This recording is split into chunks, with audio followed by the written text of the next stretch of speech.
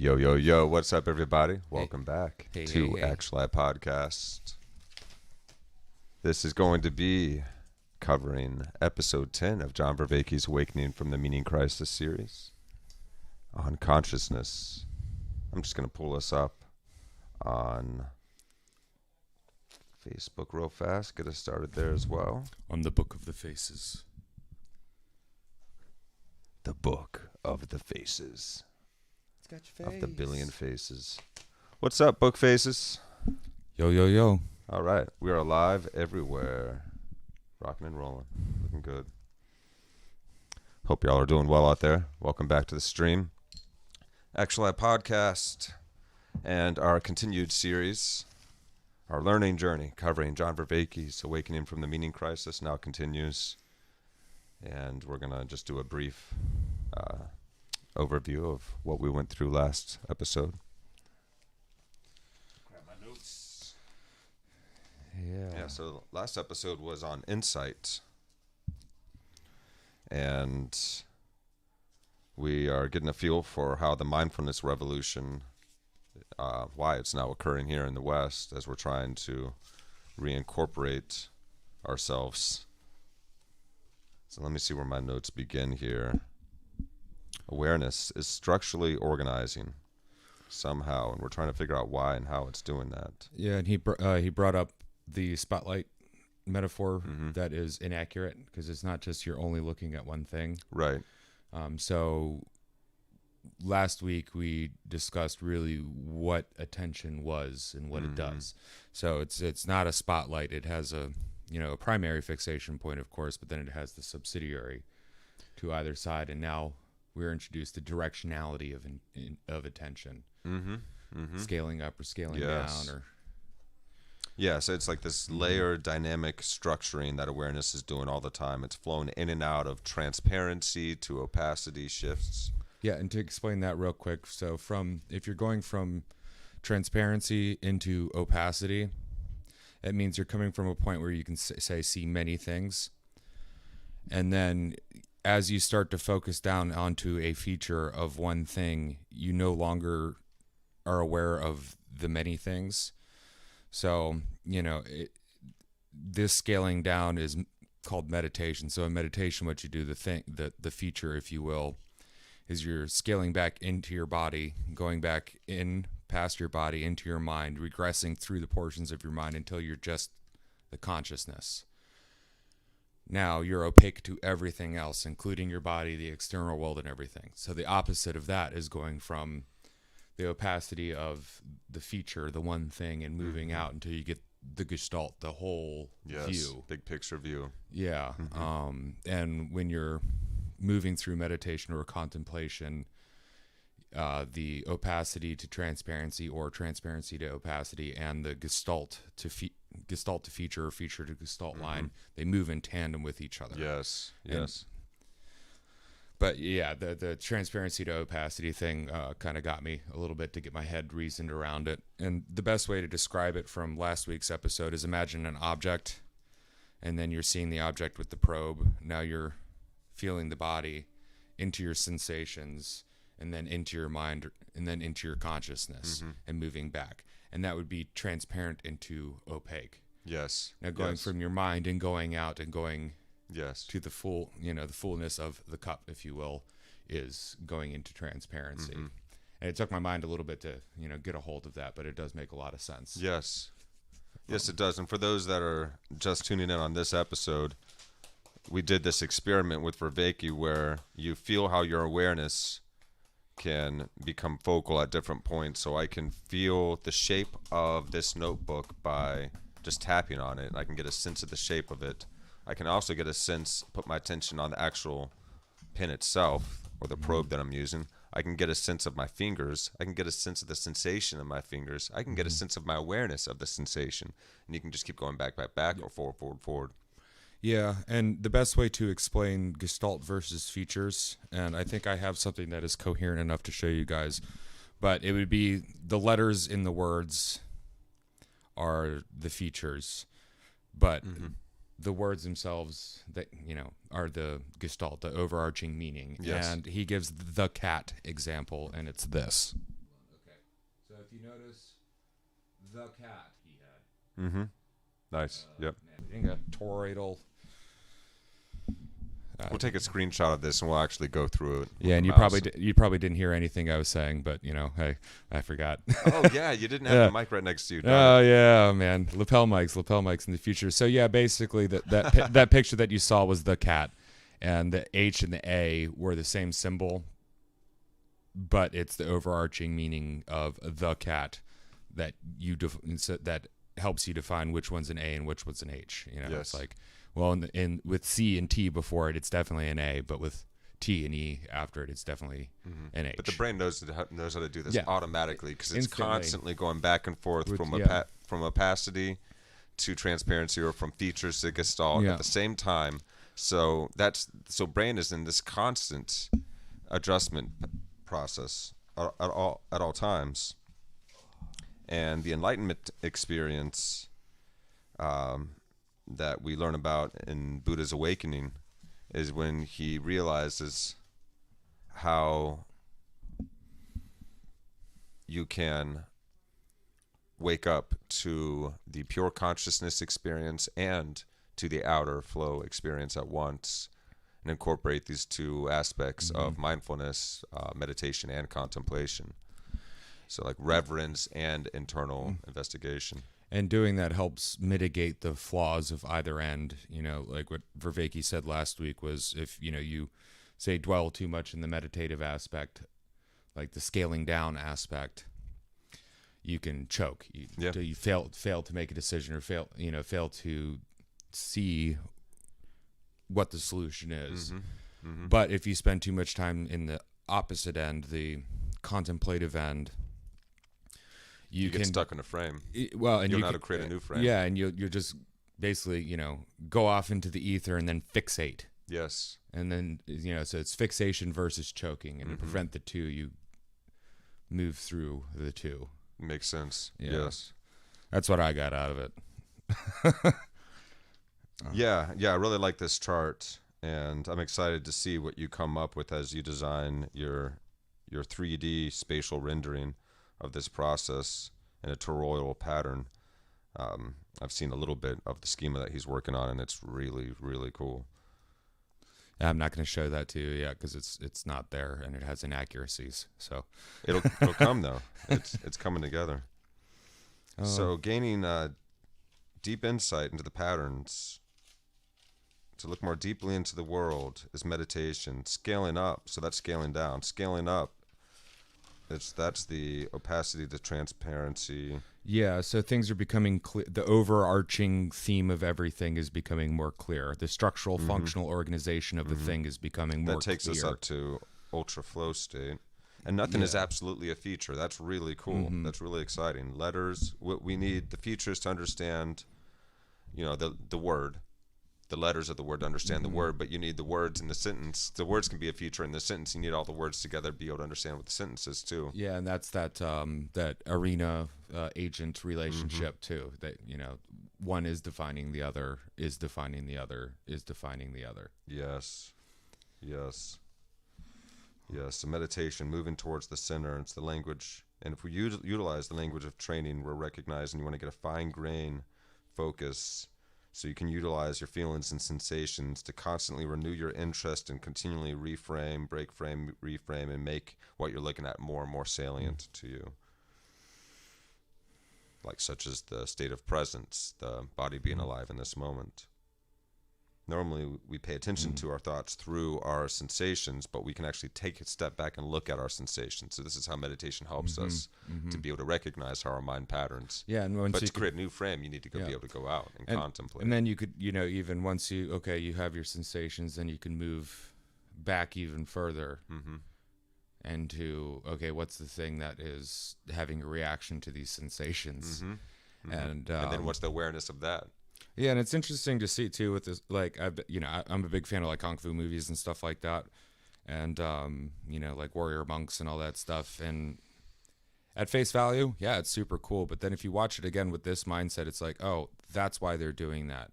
Like, say, like with Buddhist meditation, where you say the stereotypical sitting under a waterfall.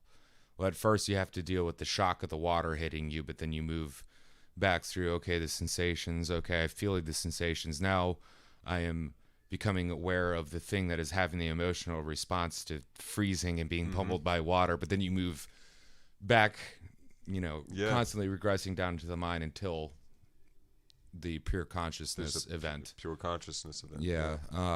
So it makes a lot more sense. It seems a little less mystical, but that's okay by me. Like, I do believe in certain mystical things, but I'm a pragmatic realist for the most part. Yeah. You kind of have to be.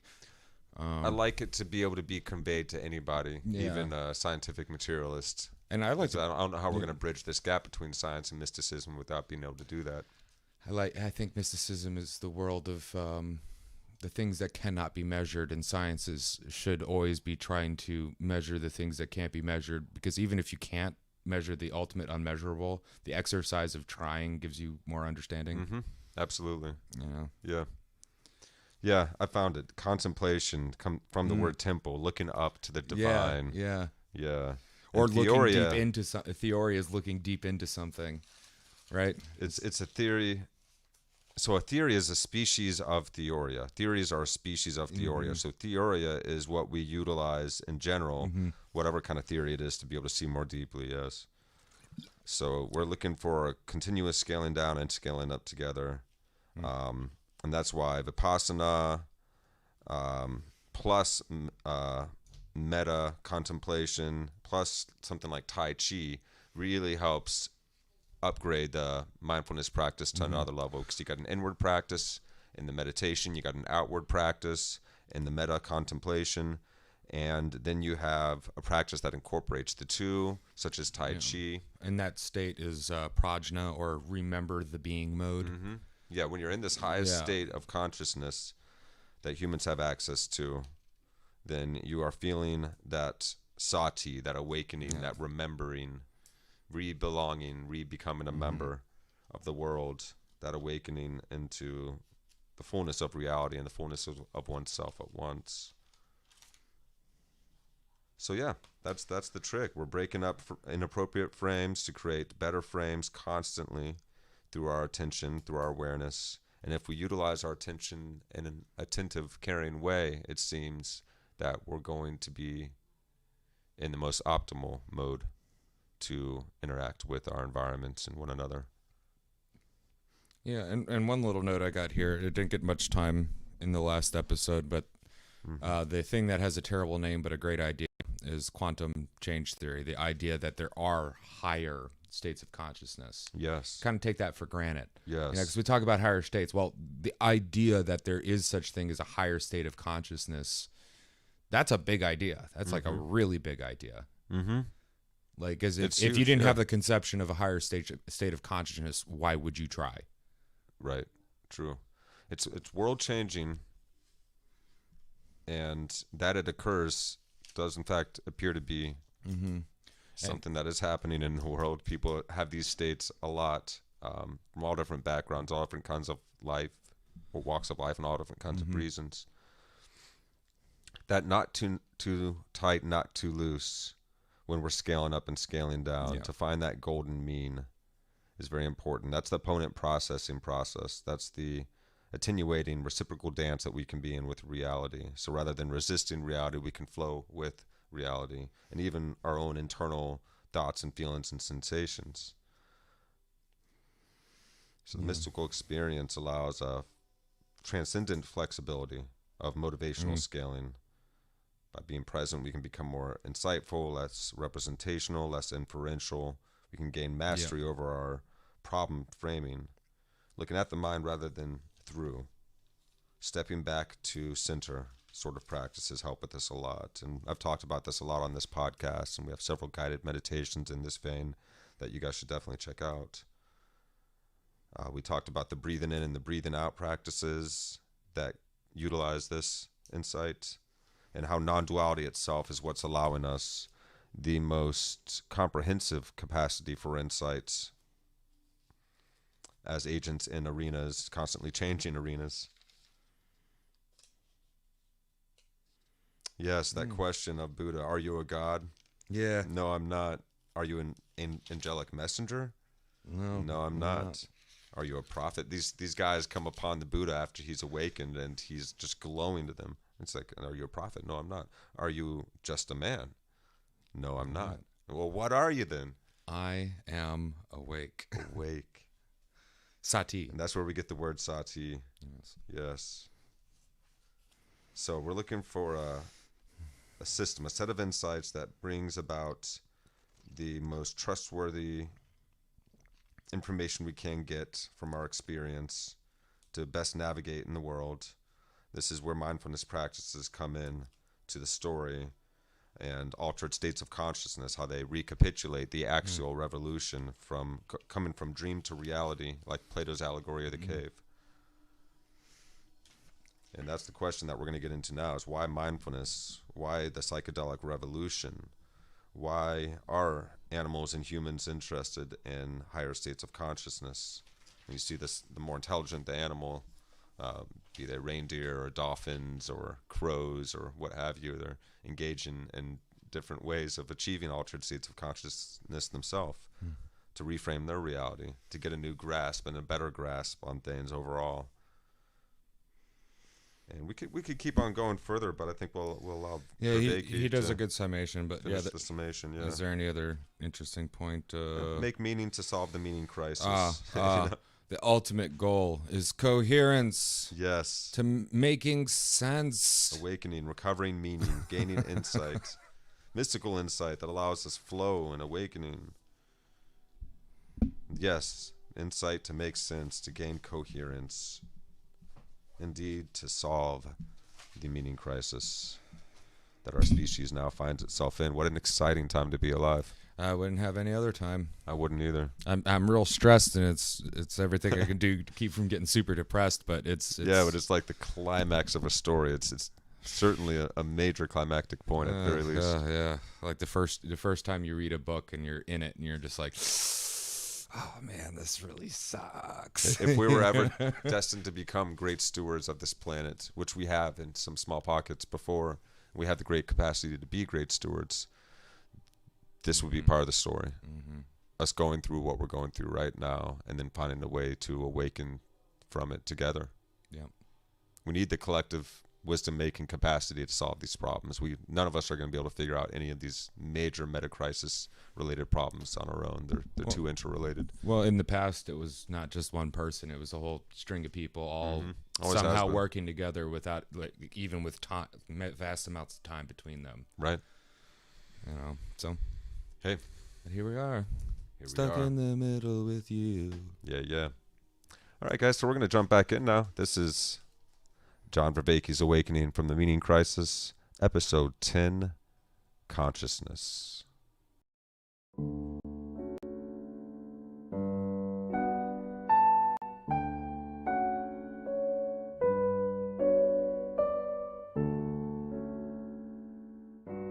Welcome back to Awakening from the Meaning Crisis. And last time we were talking more about mindfulness and trying to get an account of how mindfulness can bring about an insight, not just a single insight, but into a single problem, but a modal insight, a systematic insight that is fully transformative of the agent and arena relationship, and bring about the alleviation of existential distress and the affordance of enhanced meaning.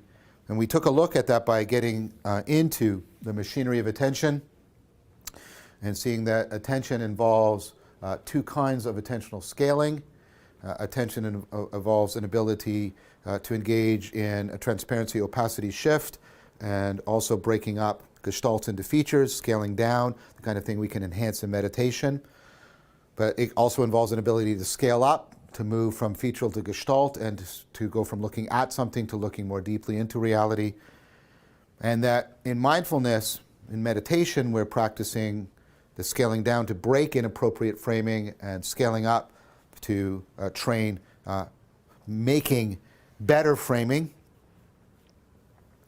And that if we can optimize by learning how to fluently flow between the two, bringing in an aspect of fluency and flow that we've already talked about, then we could optimize our capacity for much more comprehensive insight, and we could take it, if we could take it to the depths of ourself, like we do in the pure consciousness event, and the depths of reality and the resonant at one-ment, if we could integrate those, optimize between them, we could bring about prajna, a kind of non-duality that would be potentially transformative of the whole agent arena relationship, dissipate modal confusion, enhance meaning in life by bringing about one of the most powerful kinds of mystical experience, give people a sense of enhanced realness that will challenge, encourage, and empower them to transform all of their existence and bring about a tremendous increase in meaning in life.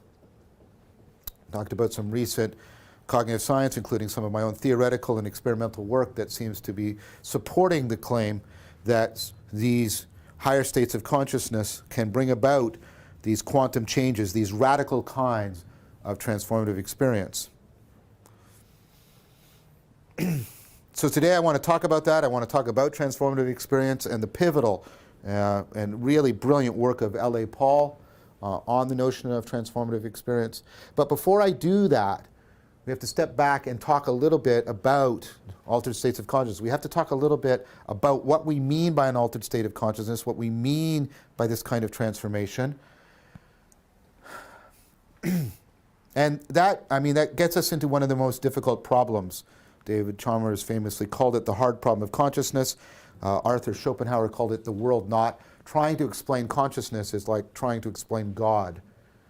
Right? It is one of the hardest problems. I'm not going to endeavor to do all of that, although I'm going to try and make use of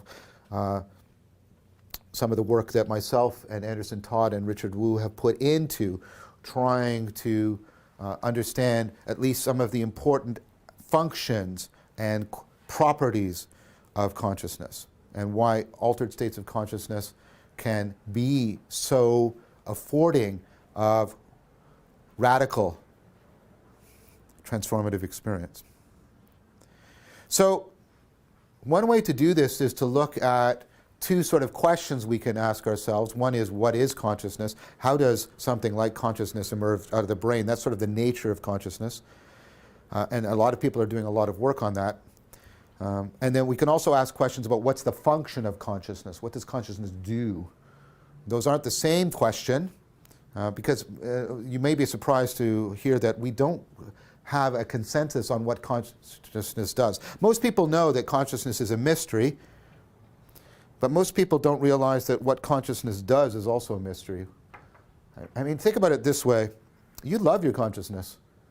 You identify with it. You don't know your consciousness the way you know other things. You know your consciousness by being conscious. Like if I ask you if you're conscious right now, you are. How did you do that? You just are conscious, and you know that you're conscious. Knowing and being, remember Aristotle conformity, right, are the same. You participate in your consciousness. But And what would you give it up for? What if I said to you, you could have unlimited power and wealth, all you have to sacrifice is any consciousness of it? Would you take the deal? Of course not.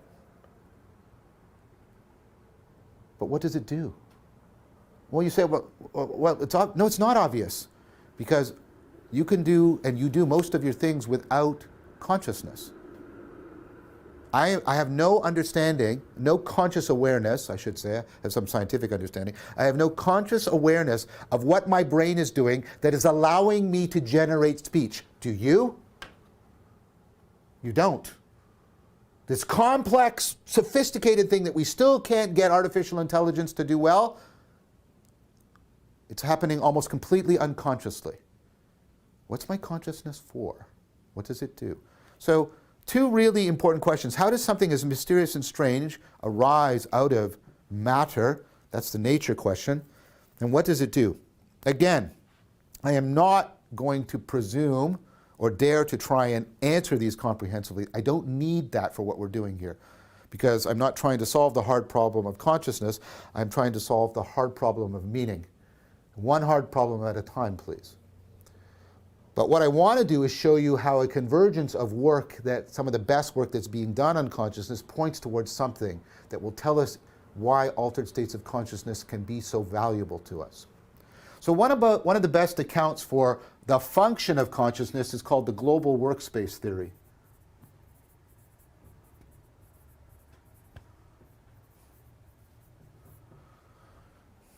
So the idea is that your consciousness functions very much like the desktop of your computer. So here's the idea. You have your desktop, and then you have all your files, right? And what you can do is you can activate a file. You can bring that information into the desktop, and you can activate this file and bring it into the desktop. And then these pieces of information can interact with each other, and then you can broadcast back to any or all or just one file the changes you brought about. That's how your desktop works. That's how you use it. Well, what's the analogy? The analogy is, here's all of your unconscious processing in your brain, and what you do is you retrieve it, bring it into a space, something like working memory. You activate it so that the pieces of information can interact with each other, and then you broadcast it back, right, to any and all of the existing files. Why do you want to do that? Why do you do it on your computer? Well, you don't want all of your files active at the same time, because that's a disaster. You want to be able, and notice what's going on here, you want to be able to select certain pieces of information that are relevant, bring them together, transform them in a way that's relevant, and then broadcast the changes back that are needed. So the global workspace theory says this is, and it's gaining a lot of empirical evidence to support it, says this is what consciousness is functioning to do. Now this is very general. So more specifically, and so this theory is associated with Bars, and then there was a paper by Bars, Shanahan and Bars, that more specifically tried to answer the question about, yeah, but why this machinery? Bars also published an attempt to answer that question more specifically in the Cambridge Handbook of Consciousness.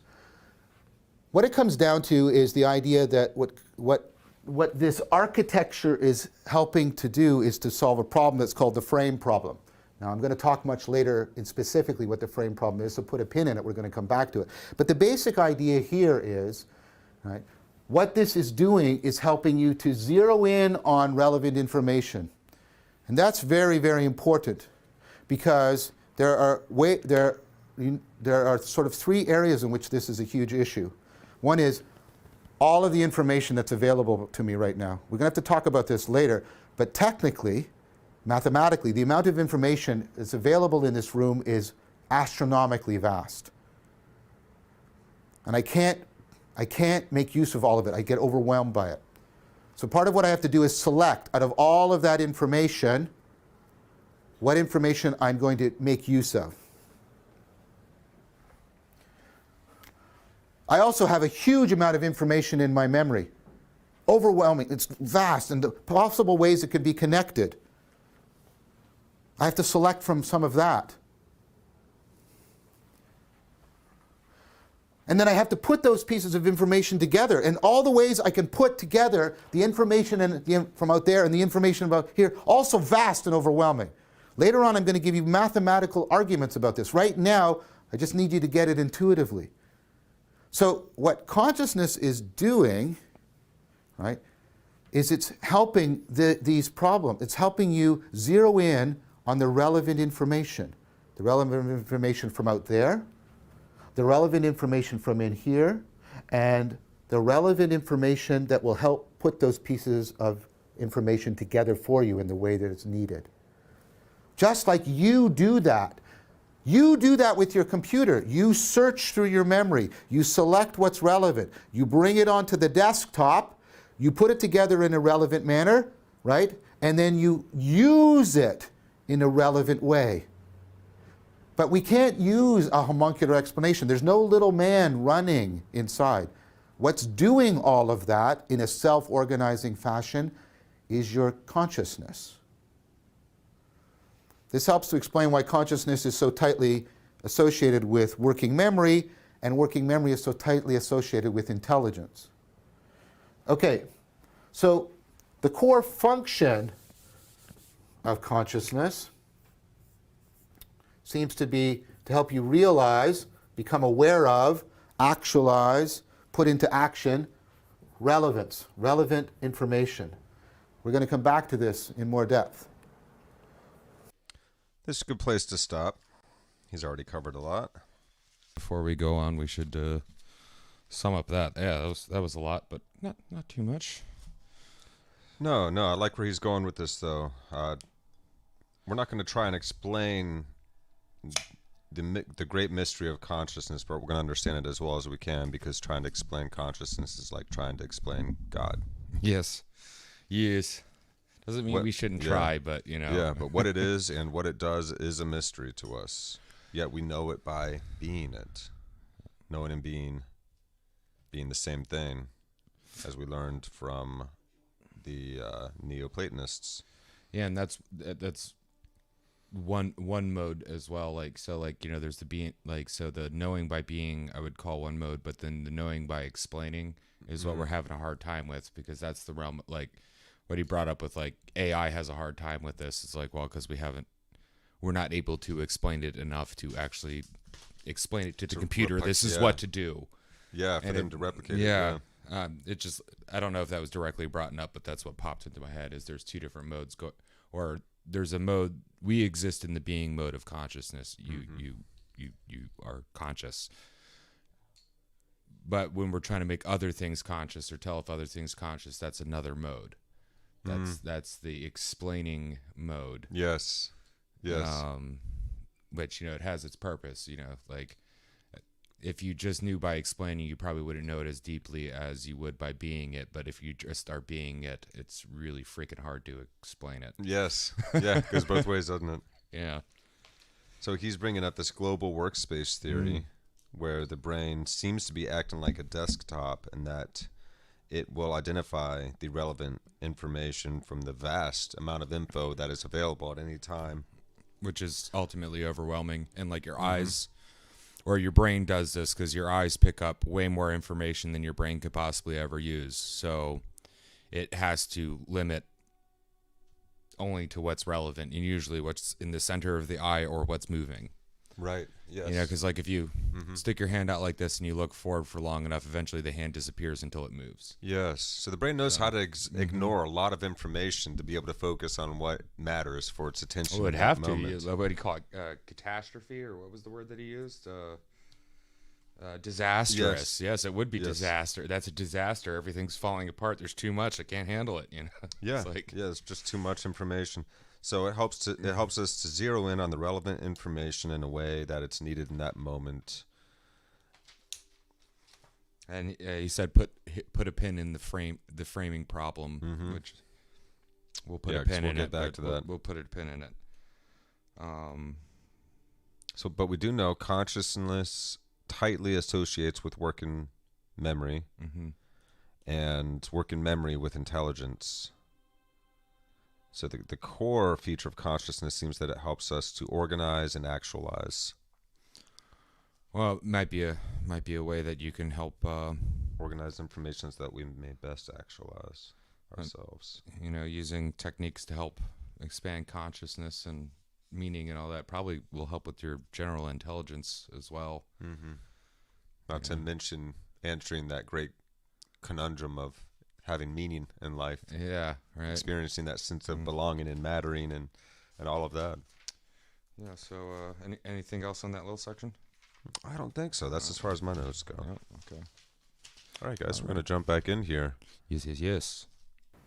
There's a more neuroscientific and psychological account by people like Bohr and Seth that say when we measure when people are conscious, it seems to correlate with certain kinds of brain activity.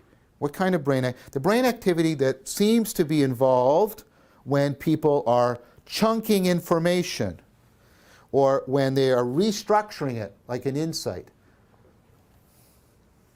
I've already shown you this ability to manipulate attention to afford insight. They're arguing that that's one of the key functions of consciousness. But what is all of that doing? It's the same thing, right? The Bohr and Seth model is basically saying the function of consciousness is to give you a dynamic improvement in your ability to zero in on relevant information. One of the most prominent theories of the nature of consciousness right now is Tononi's integrated information theory. Integrated information theory. Now, his theory is not about the function of consciousness, it's about the nature of consciousness. But of course, he's going to give a derived account of the function. What is consciousness according to him? It's how powerfully integrated pieces of information are. How much one piece of information in your brain is causally dependent on interacting and affecting other pieces of information in your brain.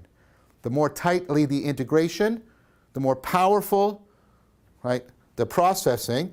And what he would say is the more likely that complex, as he calls it, because it's actually a complexification of information, is going to be affording consciousness. But then when you ask him, well, why is consciousness, why? That might be what consciousness is. I think there's much more to consciousness, but for the sake of argument, that might be what consciousness is. But why is consciousness doing this massive complexification of information?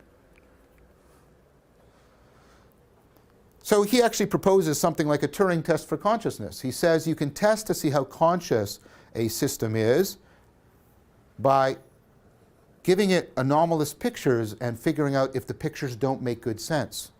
Here's the idea. When I'm complexifying, when I'm doing this very dynamic integration of information, what that's tracking is how much I'm actually picking up on, right, the patterns in the world, making sense of the world. The reason why I'm doing this is precisely because I'm trying to, as best I can, track the complexity of the world. So, what's the main function? Well, the main function of the integrated information is to allow you to determine if pieces of information are relevant to each other and relevant to you. So, what consciousness seems to be, now, let's be careful what I'm not saying. I'm not saying that every instance of relevance realization is consciousness. What I'm arguing is that what consciousness seems to do is the following.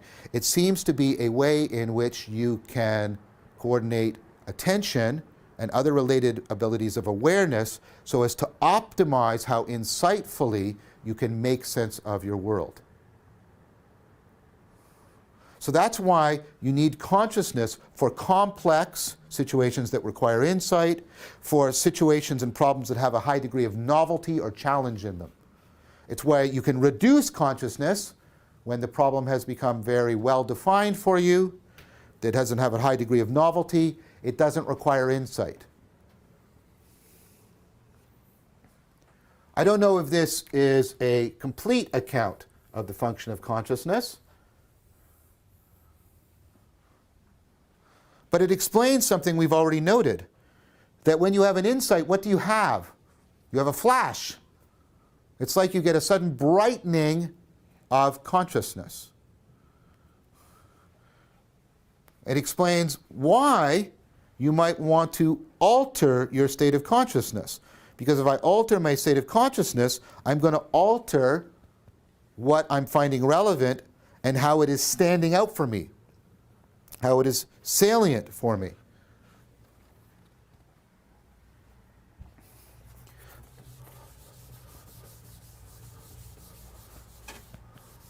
Let's put a lot of this stuff together. The machinery we had about attention, stuff we've talked about fluency, stuff we talked about salience. And notice a phenomena that Mason called sizing up, right?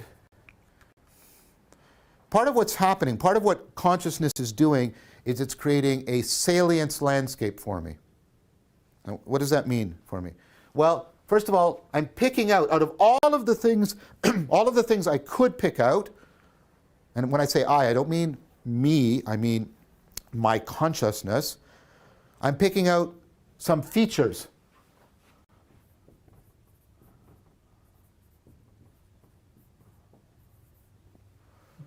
You are not paying attention to every piece of information in this room. You can't. It's overwhelmingly vast. But you pick out on some.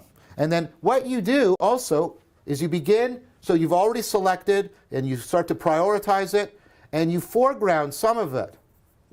So for example, presumably I'm foregrounded and what's around me is backgrounded. And of course, we've already seen it's going both ways. Remember that, right? And notice, again, what I'm looking at, what I'm looking through, and then I'm taking the features and I'm starting to foreground them, and then I'm going to gestalt those features. I'm going to figure. I'm going to create a figure. We use this language of figuring out. Figuring out. I'm making something, I'm making it stand out even more salient to me. And I'm also configuring it together. So, all the features, and then foregrounded, and then this is getting configured, right?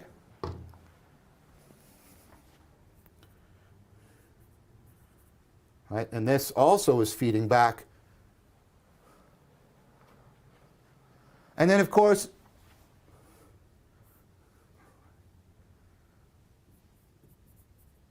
I'm framing problems. I'm framing problems. We've been talking about that all through this series.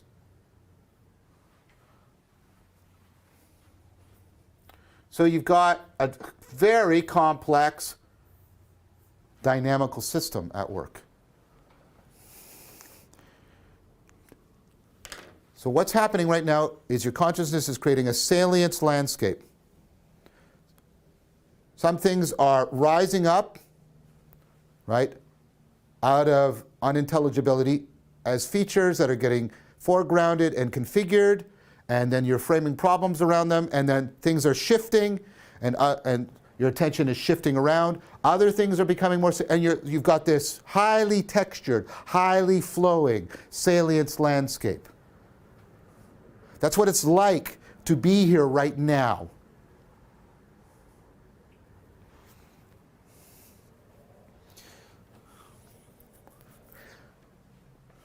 Now there's more going on, of course, right? So part of what I'm doing, I get this salience landscape, and my problem is around the cup. But I'm not quite sure what, so I move around it. I try to get into an optimal position. If I get too close, I lose too much of the gestalt. If I get too far away, right, I may see the whole thing, but I'm losing the details. I need to get to the right place where I can metaphorically, and also literally in this sense, get what Merleau-Ponty calls an optimal grip on it. So what I'm trying to do is I'm optimizing between gestalt and feature, between looking through and looking at. I'm optimizing within this whole sizing up. So I'm taking my salience landscape and I'm using it to get an optimal grip on things. Not maximal, and grip is meant here as a metaphor. It's meant for my contact, my interactional contact. How can we understand what this optimal grip is doing? Look, when I get the salience landscape and I adjust, an affordance opens up. Okay, what's an affordance? This goes back to Gibson, the idea of visual perception as this active process of landscaping. The cup is graspable to me. It's not a property of the cup per se because it's not graspable by a praying mantis. It's not a property just of my hand because, right, my hand alone can't grasp. An affordance is, right, setting up a relationship of coordination between the constraints in the thing and the constraints in my hand so that I can engage in an interaction. So it's a way of co-identifying. The cup is, this thing is, it's been salient to me. I've got now an optimal grip on it such that I can create affordances. So it is presenting itself to me, and I am configuring myself to it. It is graspable by me. And this is Gibson's point. You don't really, you don't see like colors and shapes. What you see are affordances. I see that this is walkable, that this is where I can place things, that this is movable. So, do you see? You get the basics. The salience landscape sort of gets you in contact. Then you start the optimal gripping, and the optimal gripping gets you into the creation of affordances, where basically the agent and the arena are being co-identified. I'm a grasper, and this is graspable. I am presenting myself to it, and it is presenting itself to me. So you have consciousness is setting up a salience landscape, but within this, you're doing this process of sizing up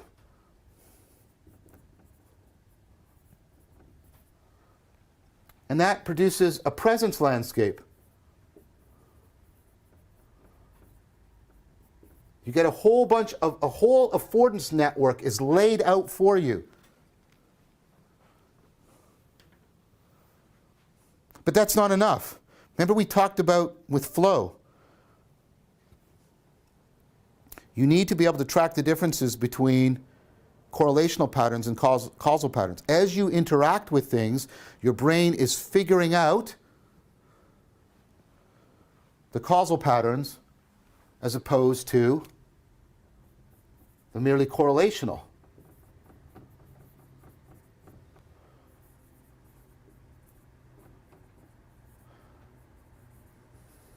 This is the depth landscape. This is your ability to figure out. You see kids doing this, right? You got the 2-year-old, and they got the spoon, and right, and what do they pick up the spoon, and they drop it on the floor. You pick it up, they pick it,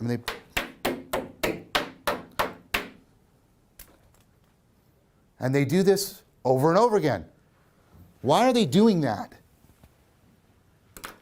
Because they're trying to use their salience landscape to generate affordances.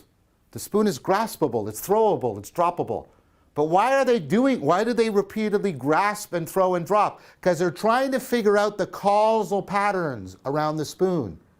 They're transforming the salience landscape into a presence landscape and that into a depth landscape.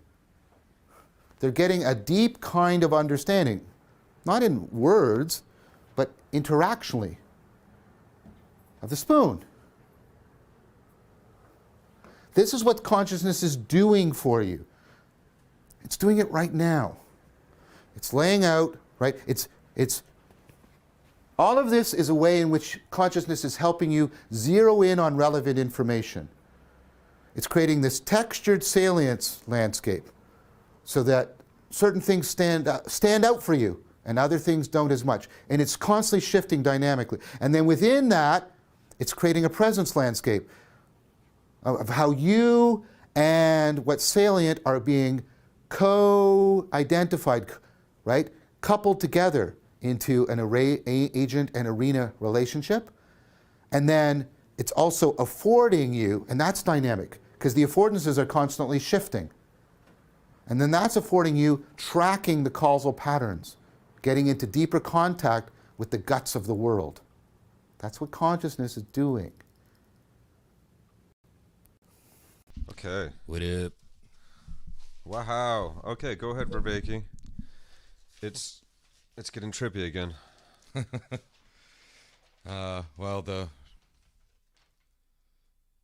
What is the consciousness doing? It's giving us a dynamic ability to zero in on relevant information. Yes. And it filters out the the non-relevant, so we don't go absolutely mad and can't tell anything from anything else. Right. We got to be able to narrow in. So the nature of consciousness, how tight that integration is, the more powerful the processing power that we have. But why do we have this complexification of information that we practice? And that's because when we go into the complexify mode, we can pick up patterns, we can make sense of the world. And so the brain is, through consciousness, it's trying to track that complexity. Its function seems to be to determine what's relevant. Yeah. In a way that we can utilize it, our attention and awareness, to further realize relevance and be in higher states, increasingly optimal states of gripping into reality. Yeah. And so you brought up the integrated information theory, which is how much one bit of information relates to another bit of information, and that's helpful because I really don't need to know about that thing off in the corner over there when I'm worried about what's going on with this pen. Yes.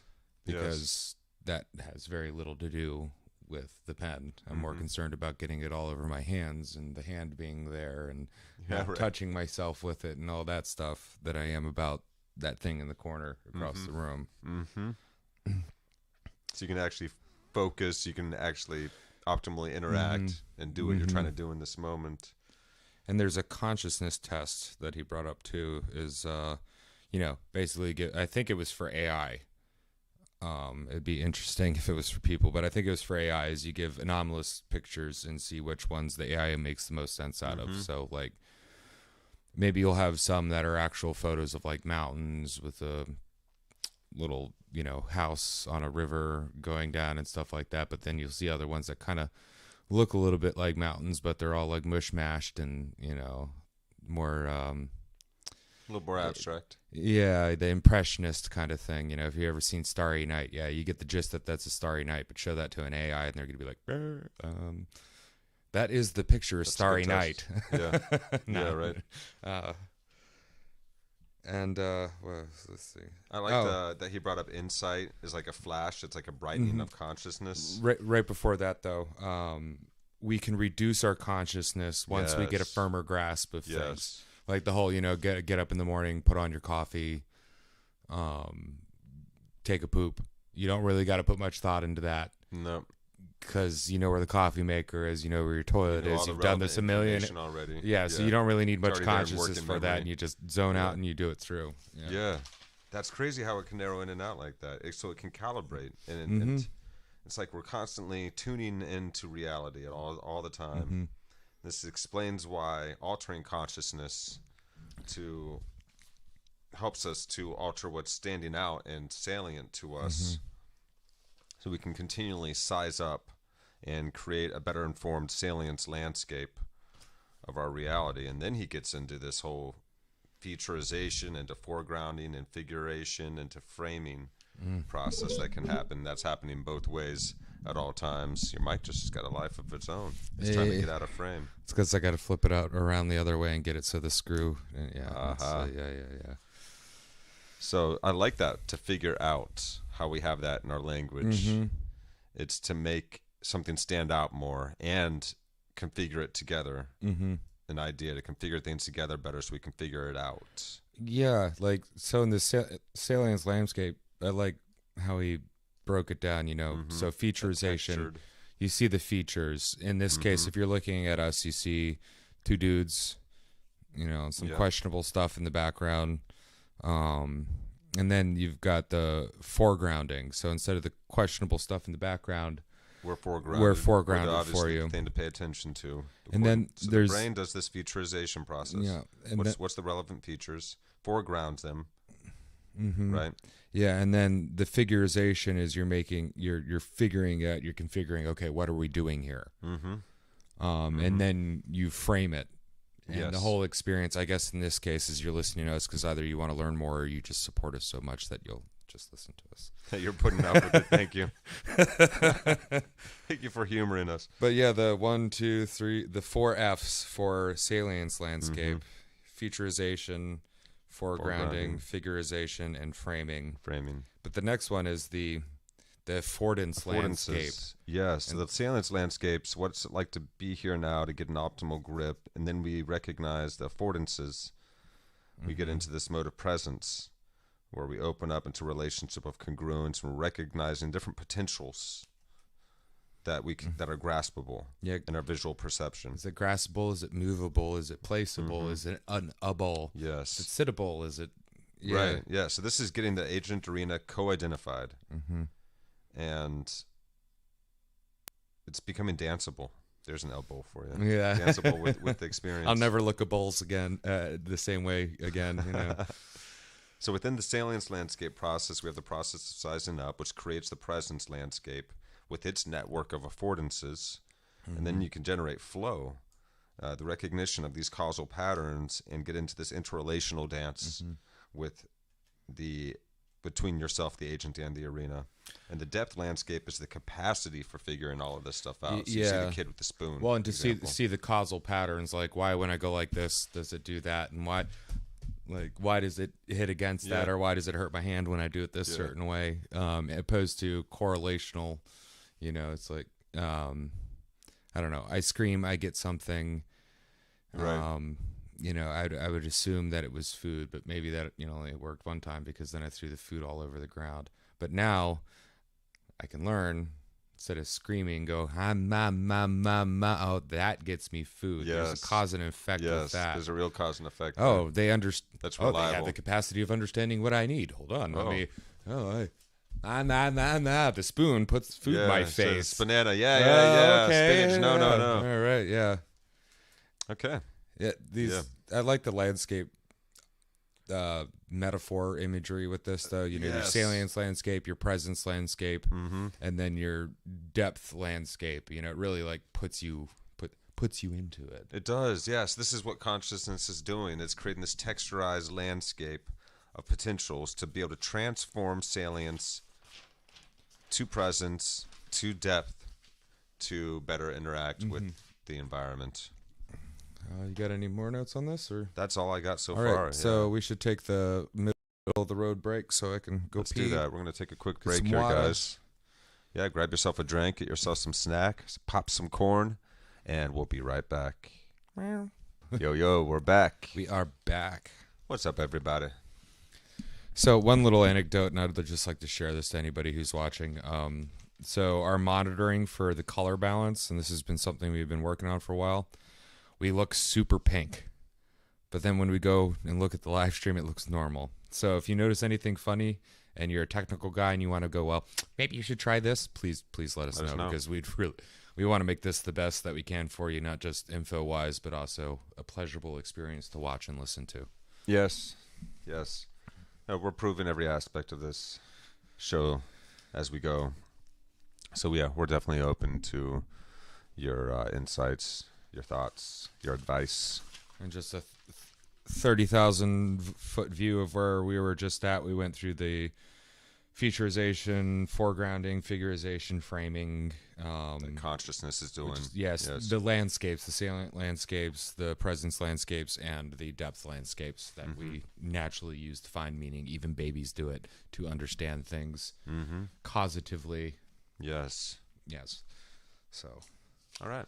So back to John Vervaeke's Awakening from the Meaning Crisis. Ontward ho! Ontward ho!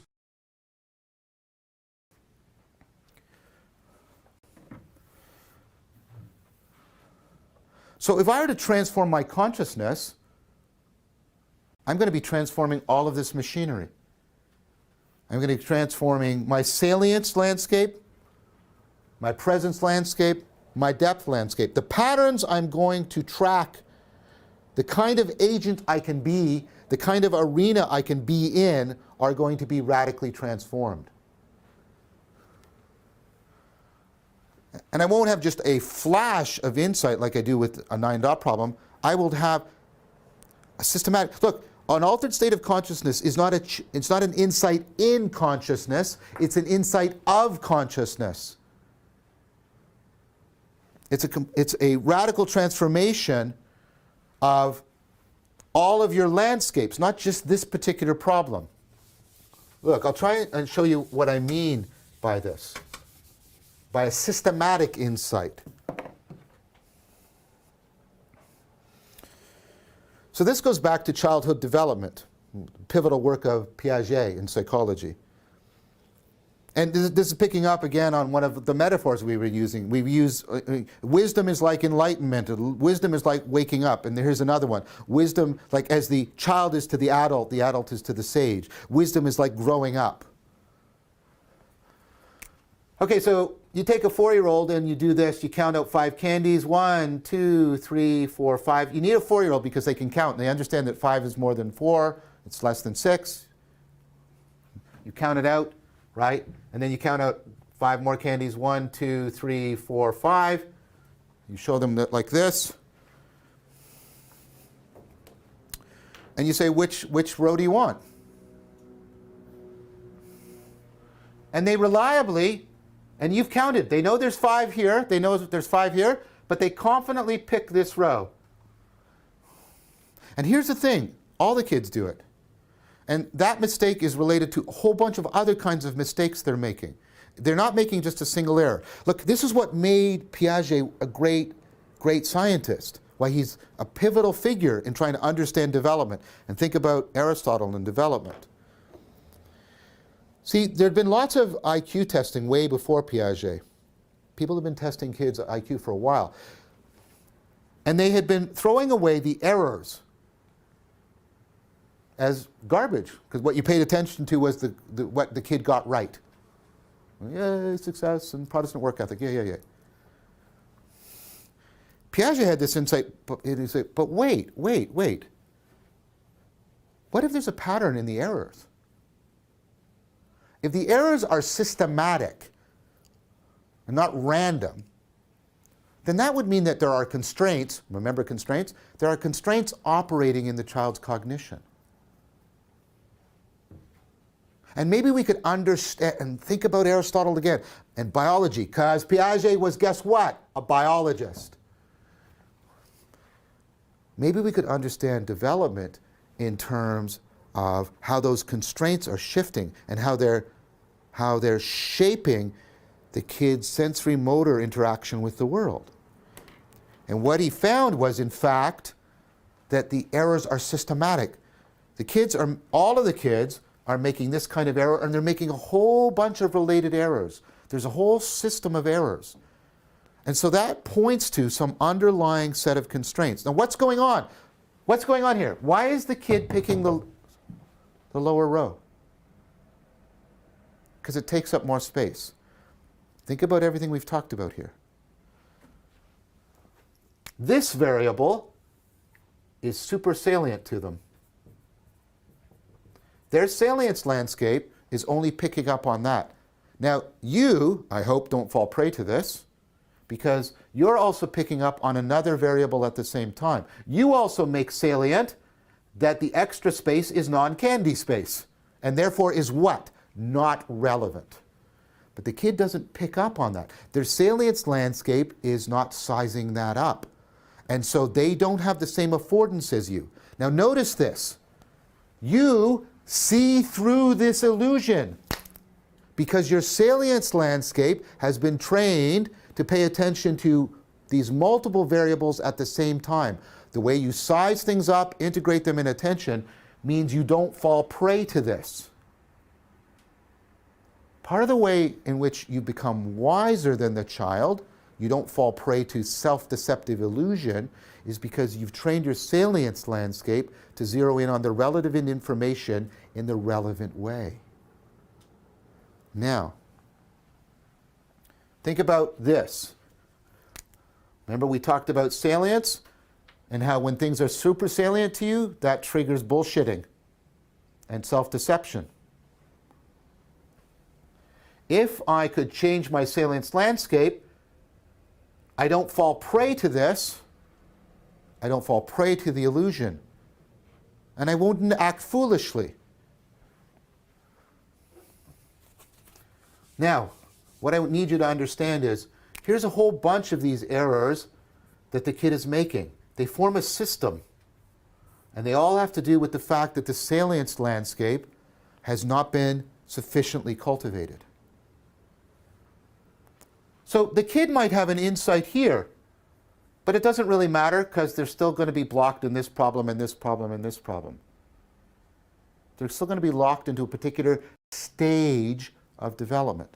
But what if, and this is an idea that working out in conjunction with Junsung Kim, what if you didn't have a single insight? What if you had a systematic insight, an insight that changed the whole system? It wasn't an insight in your consciousness. It was an insight of your consciousness in which you're changing your salience landscaping as opposed to just changing how you're framing a particular problem. That's what the child does when it develops. It actually changes its salience landscaping so that this whole system of errors falls away and it starts to see through an illusion and into reality. Here's the thing you need to now think.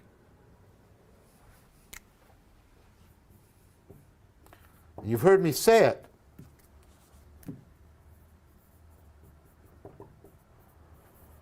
You have trained your salience landscape so that you do not fall prey to the systematic illusions of the 4-year-old. Yes? Yes. But you know what? You're falling prey to a lot of systematic illusions you're not aware of.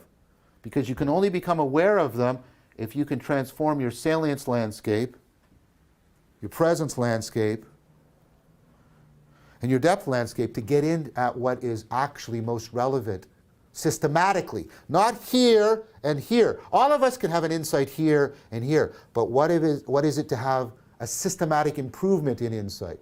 That's to be wise. When you have salience systematically tracking presence in depth so that you can wisely zero in on the relevant information and make your life more meaningful, that's your significance landscape. It protects you from bullshitting. It allows you to see through illusion and into reality, and it affords you having things more present to you. It would afford you to have a more comprehensive, flowing relationship with reality. Altered states of consciousness have this potential to create a insight of consciousness. Now, they also have the potential to do the opposite, right? They have the potential to screw up your salience landscaping and make yourself more prone to bullshit, more prone to self-deception. That's why most altered states of consciousness are rejected as being illusory and delusory. But why is it then that certain altered states of consciousness have the opposite? Why is it that certain altered states of consciousness feel like this?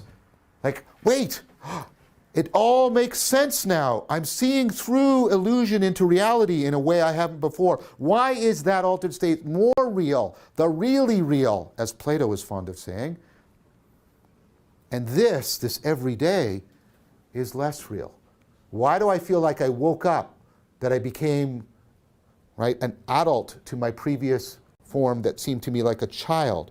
What's going on? All right, guys, we're back. We are back. Yeah, let's go over where Vervaeke just took us because it's starting to get interesting.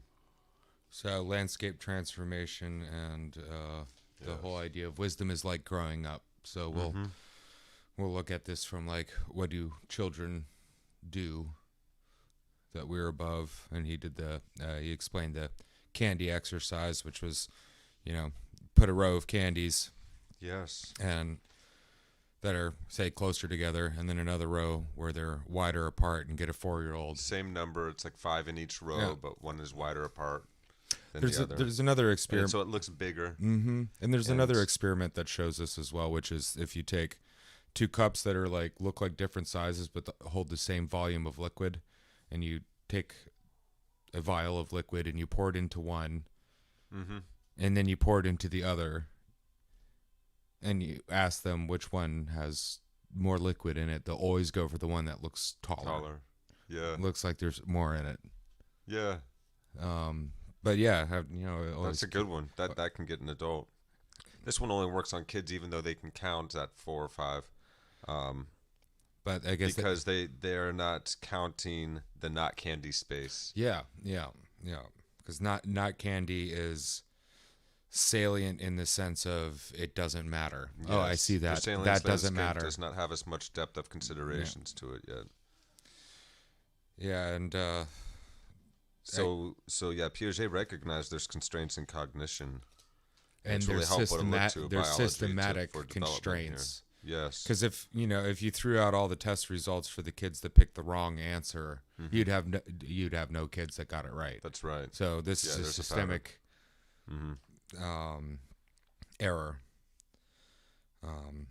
Yes. So training the salience landscape allows us to recognize multiple variables at once. It avoids bullshit. Yes. Because it helps arm you against super salience. Yes. So instead of something being super salient and real, you can be like, okay, well, put that into bullshit my and salient land. self-deception. Yeah. And well, to make a kind of a metaphor on top of a metaphor, but the doesn't care about adhering to the truth is the space in between the candies. Even though it's super salient, it's like, well, if you care about, if there's truth behind There's it, an or if you're saying, impulsiveness there. yeah, Yes. yeah. Yes, but if you just go for the food and eat it all at once and you don't save that mammoth and part it out, you're not going to survive as long. You could eat it all Well, at even once. like, say like you're looking at reviews for a product you're trying to get off of Amazon, right? Or whatever online thing where you can't actually handle the product. If you're good to an read avid those buyer, you can sift through what are the obvious bullshits. The 5-star, oh yeah, this was great, and all that stuff. And you're like, okay, there's no truth behind this. Yes. Same thing with, if you're the type of person that doesn't settle just on one news source, and by news source I mean like any one news source, you go to a whole bunch of different ones and then you go look into it because you want to see through the bullshit. And usually Yes. you can, because frankly, if I'm running commercials on my network, you better believe I'm putting a whole bunch of bullshit in there. Like, Especially with the partisan style news well, yeah, today. you're It's not very supposed. helpful to look at both sides, how they're presenting it. Well, how they're selling you independent something. journals are presenting it. Yeah. Well, and even people who are selling you something, when you watch like people like hack their product, if you're a wary buyer, you can, if your salience landscape is tuned enough to look for To go in depth. the bullshit. You can read up on the company. You can read Yeah. the reviews of multiple different people and get multiple perspectives. Well, even beyond that, the inclination too, like, where does the inclination come from? I think the inclination might come from the habit of changing your salience landscape regularly. So that we can most tightly, optimally grip with reality, so we can be in the highest state of accord with reality, so that we can survive. The species is tuned to survive, and so we're constantly in this process of tuning, calibrating our landscapes. And he's just brought up significance landscape now to add on to all of these landscapes. So we use altered states of consciousness. Well, first, we're using salience landscapes to figure causal patterns in our environment, to transform salience and consciousness, transform salience into presence and then into the depth. So we got into that. Yes. And then from the depth, now we have And then we get to altered states, which give us radical transformations, so that we can get that deep insight into our consciousness, so that we can get those deeper groove patterns. How is this significant? Which would be the why do I need this product, frankly. Yeah, the significance Yeah. landscape, it affords you to have more things present at once so that you can more optimally flow with Yeah, reality. yeah. Yes. And actually, if you can create a hierarchy of importance, like you can hold many things in your head at once, and they'll all flow into their time of importance as they go. It's like, like how, like if you're like doing a job that requires multitasking and multiple steps to kind of be done all at the same time, but not like at the same time. Like where you're doing one and then it's moving into another and it's moving into another and it cycles back. And building is very much like this. And hold on, don't lose my train of thought. Don't do it. Don't do it. Don't do it. Oh, well, hold on. Let me turn back the notes. Systematic insights. Oh, man. It's feeding back in on itself. Significance. Yeah, it's like at this moment in time, this thing is more significant than the others. So I can hold that as primary significance and have secondary, tertiary, Yes. and then I can move them depending Yes. on, say in this case, what time it is to do it. Opposed to just having one thing, like just focusing on this one thing. Okay, it's salient. Yes. I can figure out how to, like, it's, what was the word? Accordances. Yes. And- Affordances. Yeah. Affordances, excuse me. And then, What opportunities, and then the what why, potentials are in this object or this environment. and then the depth of it. But that's only one thing. When you can then designate significance, you can start to Yes. really multitask Really, with you can things. bypass the bullshit and Yeah. the self-deception that can occur. So this is why we cultivate wisdom. This is what helps us more finely tune our salience landscapes, and then our presence, our depth, and ultimately our significance landscapes. The whole thing's recursive and feeds back in on itself. It becomes a reciprocal dance with reality and life. So we're experiencing that deep oneness, and we're experiencing a superflow kind of experience at once. And I have written here as a note, the significance landscape always kind of goes back to the word of, in insight of consciousness.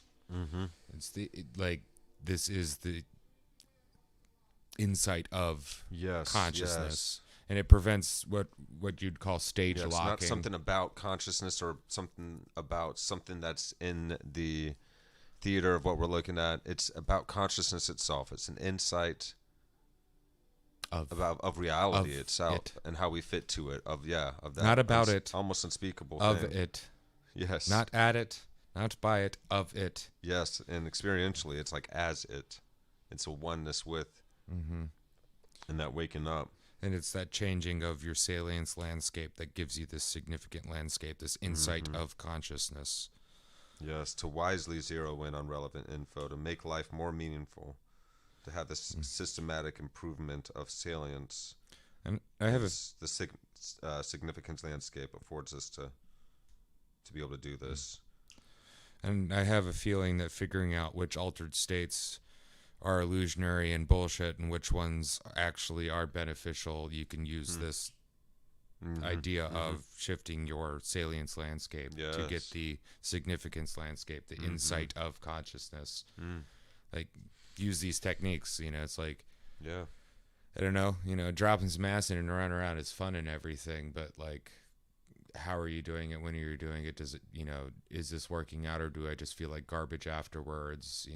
What are the things in it that made me feel a certain way, and how do I achieve some them? intentionality And, behind why we're coming to what do I need to actually say? Like, if you're taking any kind of sacred substance like yeah, that. if you're taking an actual like medicine and a medicinal thing, and then say you don't get the right experience out of it, you can start to reframe your salience and your landscape and be like, okay, well, let's figure out this problem. Why am I not having this experience or getting, Are there any directions that I could maybe follow from yeah, experts? or why doesn't this activity work for me? Because everybody's a little different too. Sure. I'm not the sit under a waterfall meditating kind of dude. Yeah. I'm more of like hit it with a hammer and cut yourself and burn yourself kind of dude. That's my meditation. But, Life, life is you to gotta be figure it out. meditation. Life can be an art, and that's, I believe that to be the reason we cultivate the practice of mindfulness, is to increasingly be at one with existence, and to be able to actuate through and as existence, ever more able, with ever more accuracy and integrity and capacity and potential for positive change that we can possibly admit. I mean, that's the best feeling thing to experience, is to become a part of that. It's a very caring stewardship role to take as an earthling. I think it's our highest potential state. Certainly seems to be in accord with the evolutionary drive. Helps us be more symbiotic with one another and let's the just say environment. it's the next highest state that we need to achieve. I want, Yeah. putting a limit on that. It's like, man, they'll The put a next, limit on not it because the- there's always something. Yeah. Well, it's the next the highest state. It is so much more awakening. The word Satsi is so good for it. Mm-hmm. Because it's an awakening into this infinite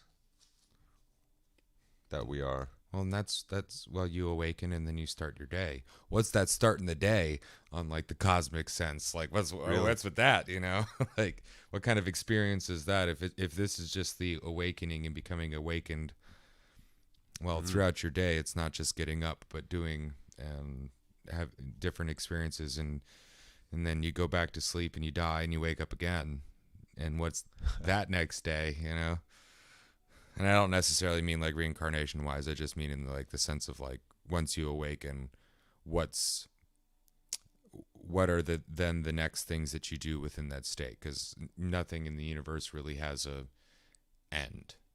No. It's always just changing into something else. Mm-hmm. Cycling higher and higher and higher. And then sometimes cycling back because, you got to That's cycle part of back it. into it. In every life we do that. It's the intward, ontward. Yes. Inner and outward at once. Yep. Yeah. So, did we cover everything there? I've got all my notes. Yeah. So why do some altered states show up as more real? Altered states of consciousness. That's the question. Why do they feel realer than this reality? And reliably so too. Mm-hmm. And Yes. replicatably. And replicatably. Yeah. What he said. Yeah, uply. it's one of Uply. those suffixes, that mean things. All right, guys, we're going to jump back in here. Set up a problem, because getting clear about the problem is half the battle. Formulating a problem well is much of the important work at trying to bring a solution to it.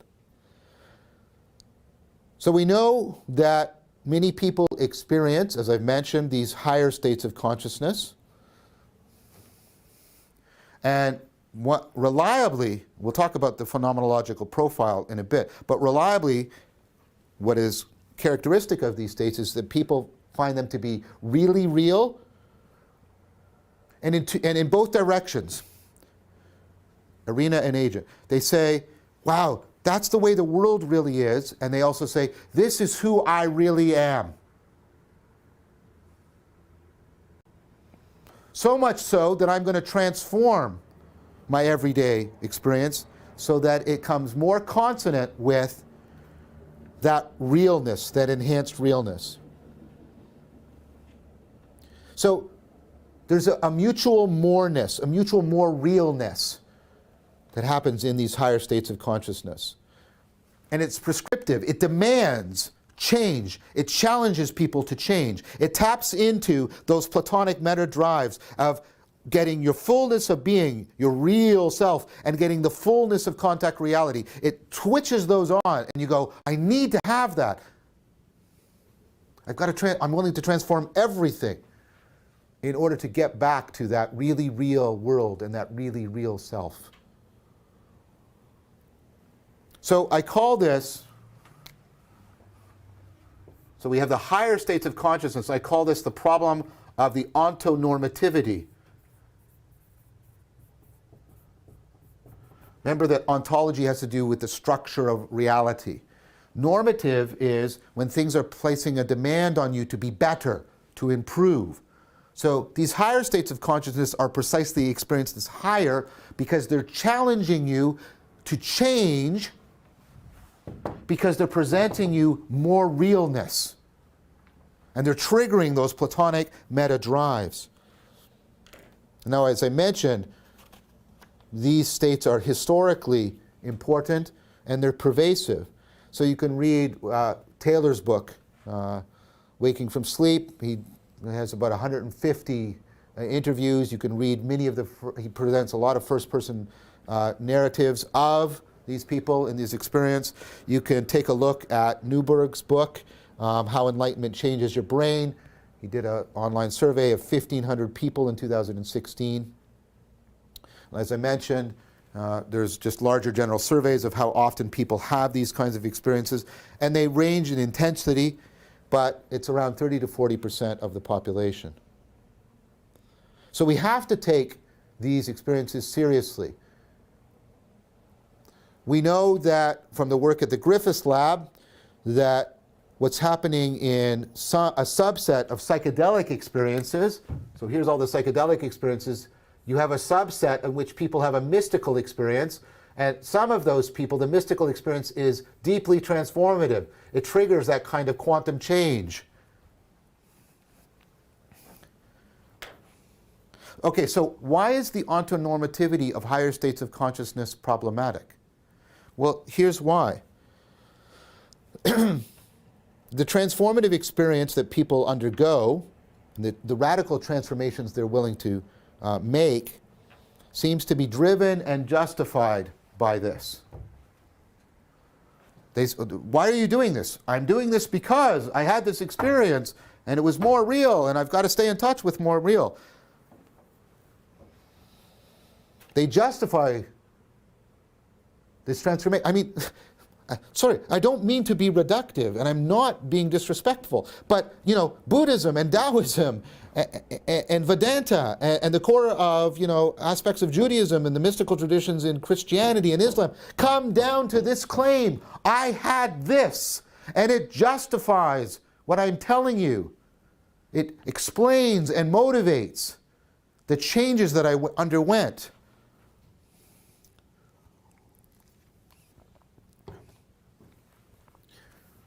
But why is that problematic? Look, because it's, like I said, it's in contrast to how we treat most of our altered states of consciousness.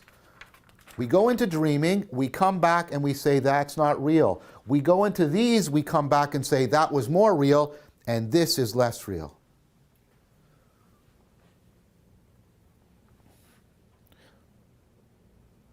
Now, let me try and explicate this problem further. Look, why do you reject your dreaming as unreal? Why? Because when you're in the dream, it seems real. Because when you come out, that pattern, those things that happened in your dream, don't cohere with the rest of your life. You've got this overall coherent picture of your life. Intelligibility, remember Plato? This overall picture makes the most sense of the most of your experience, and if Plato's right, the more intelligible something is, the more real it is. This picture is more intelligible, it's more real. The dream is bizarre, it doesn't fit in, ergo, less real.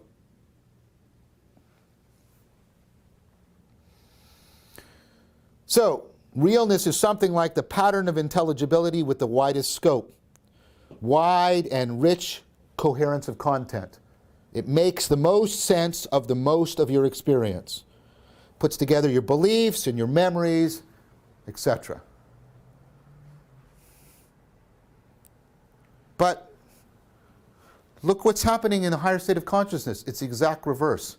You have this single experience. It doesn't cohere with the rest of your life because that's why it challenges the rest of your life. It doesn't cohere with the rest of the life. It tells you that the rest of this is illusory and you need to change it.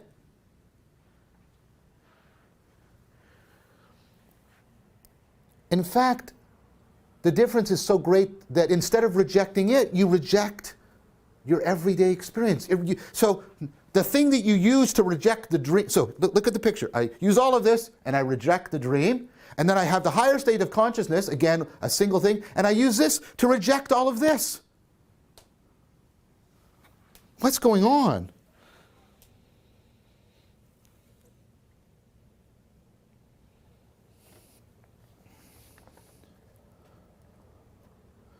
The higher state of consciousness is a temporary experience. It does not cohere with the rest of our experience. That's how and why it can challenge and demand such radical transformation of our everyday life, our everyday self. And here's what's even more, perplexing. It does this without providing any new intelligible content. These experiences are traditionally ineffable. You can't put it into words. They're traditionally trans-rational. You can't give any argument or explanation or justification. How is it that this temporary experience that you... why? What was it? Describe the experience. I can't describe it. Well, can you explain to me what... I can't explain it. So there's no content.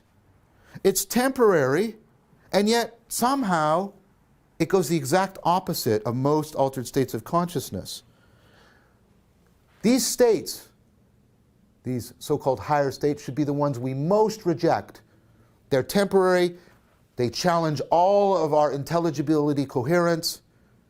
They don't produce any viable explanation, any viable content, and yet we promote them as the really real and use them to reject our everyday experience. And that's the core of the axial revolution. This problem of the ontonormativity of higher states of consciousness goes to the heart of the axial revolution and the way it is still informing our very cognitive grammar and our existential ways of being right here, right now.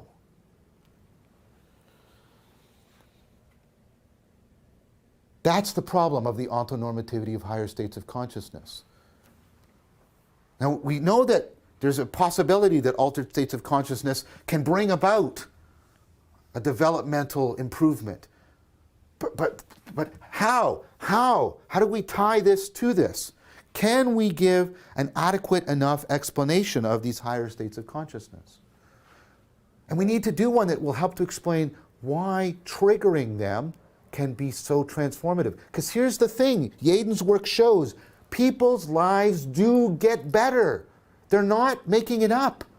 After they've had these higher states of consciousness, this encounter with the really real, their lives get better by all kinds of important measures. Measures of meaning, relationship, they get better. Okay, so what do we need? We have to solve this problem. We have to make some progress on it. Now, we need actually two explanations that need to be integrated together.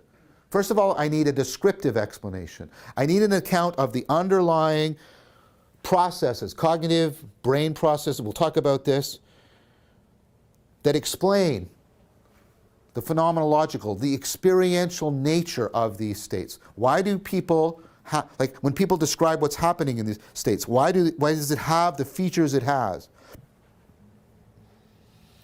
It has to explain why people feel it being more real, why it feels that it justifies, empowers, and motivates them to undergo transformative experience.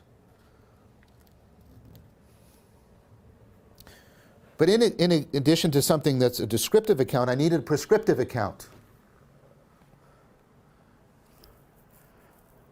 I mean, the first account is going to be largely psychological. This is what's happening, and this is why people are experiencing the way they're experiencing it. That's descriptively adequate. But prescriptively adequate has to show me this. Is it actually a legitimate thing? Do these states actually provide a rational justification and a guide for the transformations that people are claiming on their behalf? Are these states actually philosophically justifiable? Or is their claim to ontonormativity all just an illusion? Is it rationally justifiable?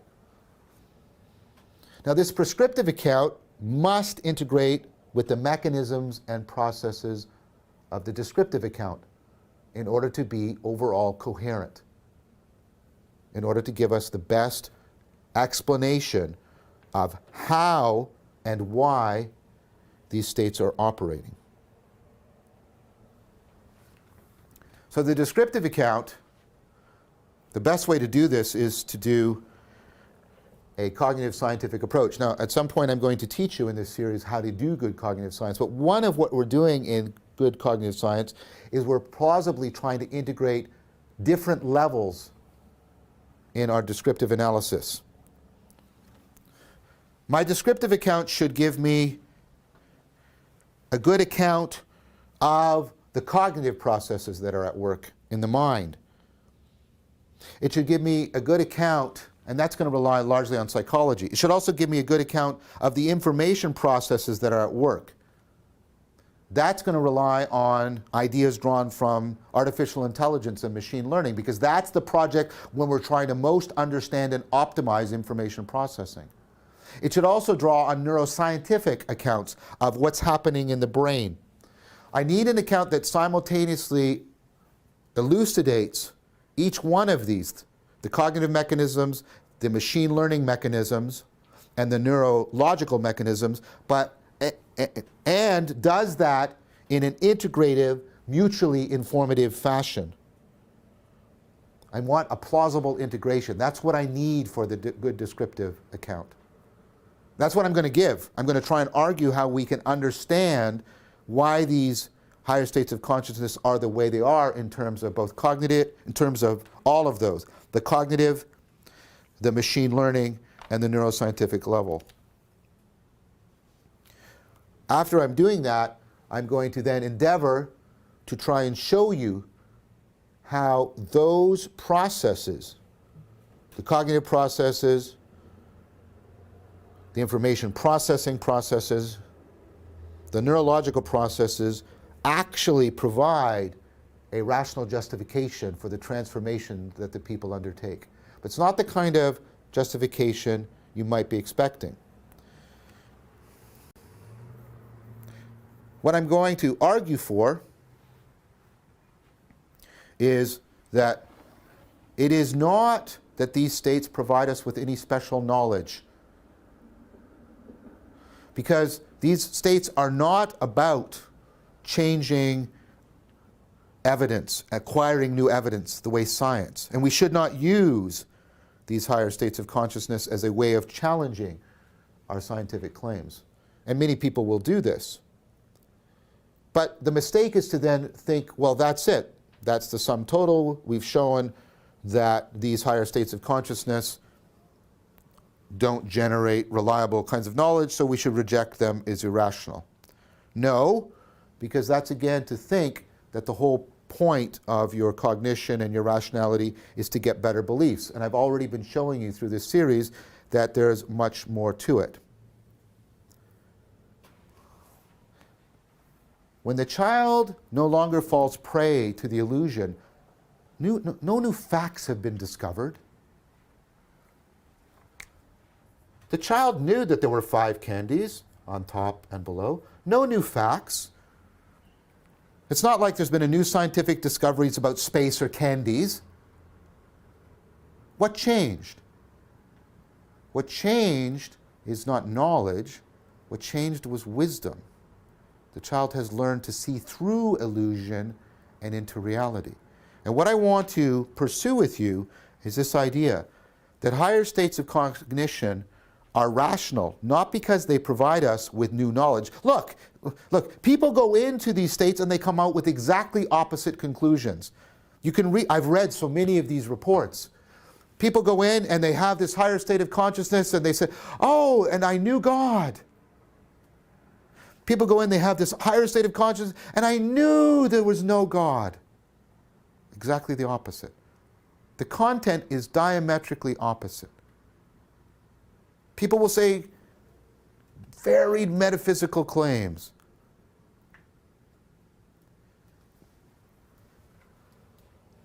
What's changing is not the content, not this or that piece of knowledge. What's changing is your functioning. You're not gaining knowledge, you're gaining wisdom.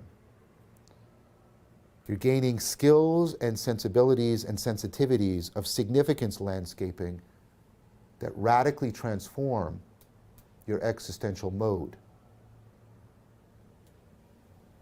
That is why, for example, that the Buddha famously refused to answer metaphysical questions about nirvana, about enlightenment, because that's not the point. That's not what this is about. This is not about getting supra-scientific knowledge. This is about getting extraordinary wisdom and transformation. We're going to take a look more at trying to answer the problem of higher states of consciousness next time, and we'll return also back to discussing more how the Buddha integrated that into trying to deal with some of the deepest problems that we face as entities that have to realize relevance, pursue salience, deal with existential anxiety, cultivate significance and meaning, try and overcome our illusions and delusions, and find a fullness of being and an optimal grip on the world. Thank you very much for your time.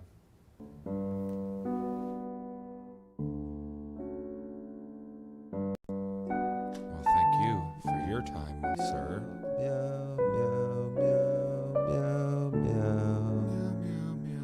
Meow, meow. Meow, meow, meow, meow, meow, meow, meow, meow, meow, meow, meow, meow, meow, meow, meow, meow, meow, meow. Woof. Ow. Okay, we're back. Good episode, right? Oh, man.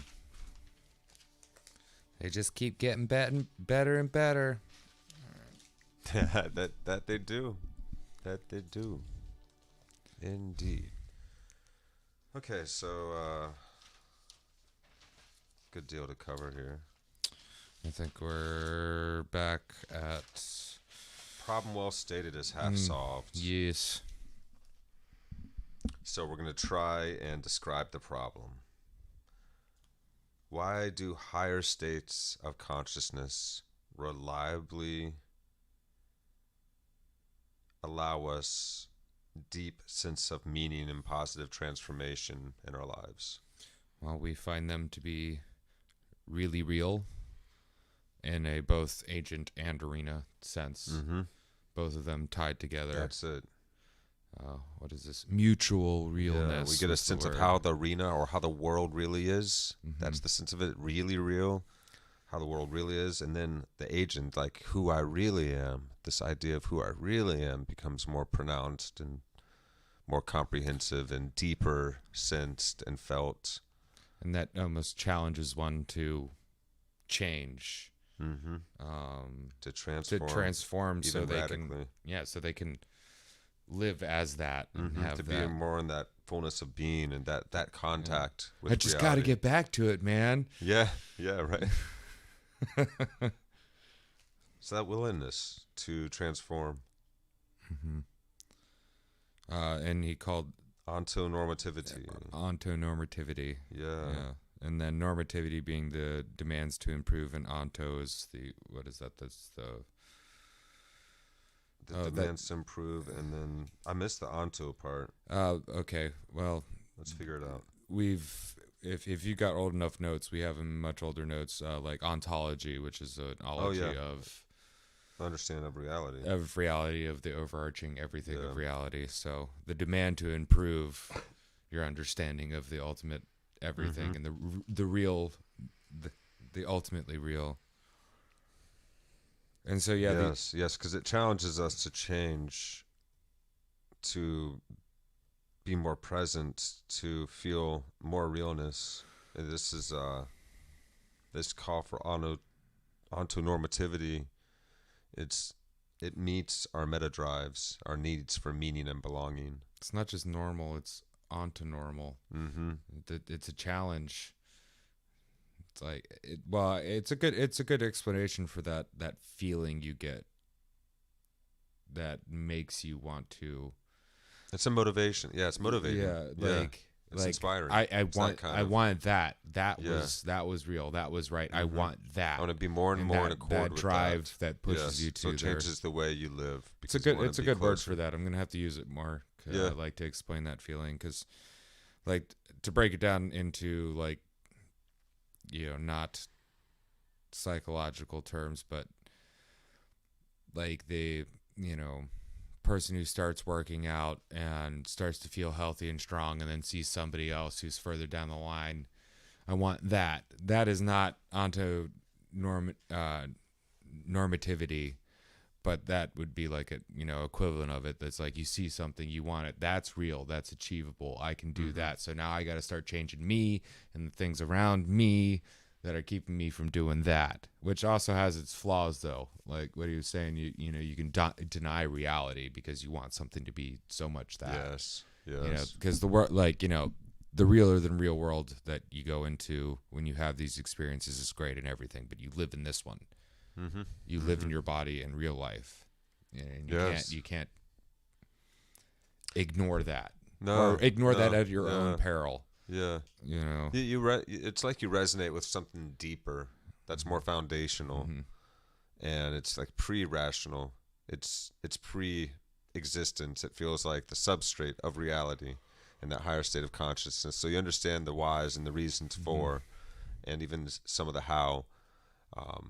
But you can't come back with actual knowledge, and that's certainly not the point. It's to help us to align ourselves ever more, is to develop wisdom, to cultivate that sense of presence and continual dancing with that reciprocal relation with reality. Well, isn't it cool that we can have an experience that it doesn't have to give us knowledge, but is so insightful and groundbreaking. It's helping us tune in, though. It's not telling us anything. It like when we have this experience, It helps you develop your skills and your sensibilities. But yeah, I guess it doesn't have to tell you.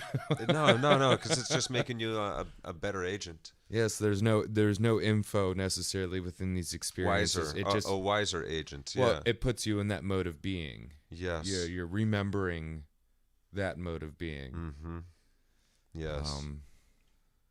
Yeah, it's not the content that changes, but the functions. And our 34 to 40% of us go through it. So that's Have not a these majority, but that's experiences, definitely yes. a big plurality of people. Yeah, especially when it's no longer an integral part of our cultures as it used to be. Every culture before us, and especially in prehistory, this was interwoven. Our deep sense of the sacred and a ritualistic approach to being and to life, to be in an interchange with the continuous cosmos. Mm-hmm. That's what we lost, and so now we're reawakening that sense of a continuous cosmos again. And Vervaeke is going to help us do this in a way that agrees with science and the orders of rationality. So this is going to help break down a lot of walls.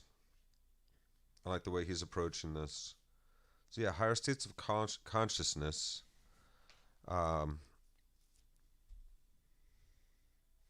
Okay, well, he lists a couple books. How they challenge us to change. Okay, so we looked at the Waking from Sleep book, and then How to Change Your Brain, and he talked about psychedelic mystical experiences that trigger this quantum change as well. Yeah. And all of this work claiming that higher states of consciousness are relevant because they show up as more real, is because what our brain is constantly trying to do is get an overall picture of reality that is the more intelligible, the more real, the more meaningful, the more able is the agent in the arena. All of those things that it needs to survive and to thrive are met. So that realness of intelligible patterns in the widest scope possible is what occurs in the higher state of consciousness, including psychedelically induced. Yeah. And the temporality of the experience does not actually decrease its effect on our sense of its reality or how much it matters. It actually stands out as the realest of the real And that's one of the things that can make you forget well, that's the thing that will make you like forget about your real world and not want to be here, 'cause like, whereas you don't want to be like constantly sleeping in your dreams, this being awake and Well, just real trying to now be in is that better, state, that's Yeah. certainly not the answer, because it's giving you an answer to this reality. well, it's because these are how to it's turn all this one and the reality same. into that realer than real and Well, yeah, integrate that yeah. into this The real. realization can encompass the realization that this reality and that reality are one and the same. They're just being seen from different vantage points or different levels of awareness, one could say. And depending on what you need, But they're in interdependent, that moment, yeah. And so they give us insights into how to experience this life itself as more miraculous. We realized that our perception of the world was illusory. The ways that we were thinking about the world and interacting with the world, the ways that we were seeing the world and genuinely experiencing the world, were based off of an illusory mindset. That's the great realization that occurs in the higher state of consciousness. And you sense this deep sense of interconnection and oneness with all things and everything around you. It's deep sense of love and resonance with it all. And it's experiential rather than intellectual. Yet, this certainly imbues such a deep sense of meaning and wanting to be closer, more congruent with that state of being, in congruence with this sense of oneness with Earth and everyone around us and the cosmos and the rest. What makes what inspires, makes them useful. And it measurably makes people's lives better having these experiences, and we can measure. Certainly, we can measure it, like not just doing psychedelics per se, but having a higher state. Well, getting into one way or another, getting into sort that of higher satori state experience, a higher level mystical experience. But whether you're a rock climber, musician, psychonaut, or any of that, getting into these higher states are beneficial for people. However you're able to do it, whether it be by fasting or yoga or plant medicines, as we're or even just here. living a simple life and keeping all your plants alive and building this, nice little garden and doing that. Loafing around in the forest a little bit, laying in the sun, riding in the afternoon. Yeah. Always the mountaintop are legit. Then he gets into descriptive. We need a descriptive process as well as a proscriptive process. Yes. And the descriptive process, we need cognitive science, neuroscience, machine learning, and we need the integrated levels in descriptive analysis. That's what it was. Somehow, for some reason, I started writing accounts, prescriptive accounts, so that we can make.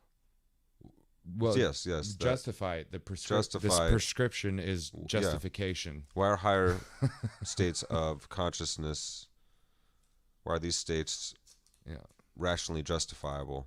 Rational, and I guess morally is not the right word, but like kind of morally too in other ways. Morally in a scientific sense, and that we're trying to honor a methodology here to make sure that it's not just our bias and mere curiosity stirring us, but and we're not just shooting in the dark just to shoot. There are legitimate reasons to consider this, because it seems to be happening, and so we're going to take a cog-sci approach to integrating the different levels of consciousness and descriptive analysis. We're going to make an account of the cognitive processes involved in higher states, the informational processes.